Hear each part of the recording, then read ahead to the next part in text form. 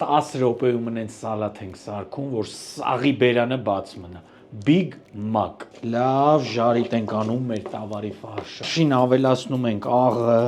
ավելացնում ենք սև բիբար, պատրաստ լինելու պես ավելացնում ենք չոր պանիրը։ Դնում ենք մի կողմ, սպասում ենք։ Վերցնում ենք iceberg սալատ, եթե չկա iceberg, կարող լիքը ուրիշ սալատներ վերցնենք։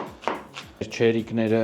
նանինա։ Ավելացնում ենք կարմիր սոխ։ Բարակ դնում ենք մեր սոխը։ Վարունգ ենք ավելացնում ցանկալի է կառնիշոններ։ Դրտում ենք այս սոուսի համար կառնիշոնները, կդրտում ենք սոխ, շատ մանր։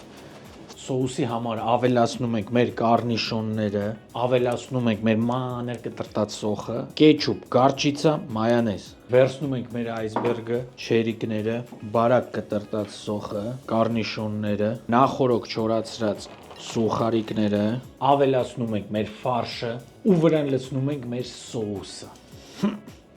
Ու սիրուն խառնում ենք։ Նրա մեջ չստացվեց խառնել։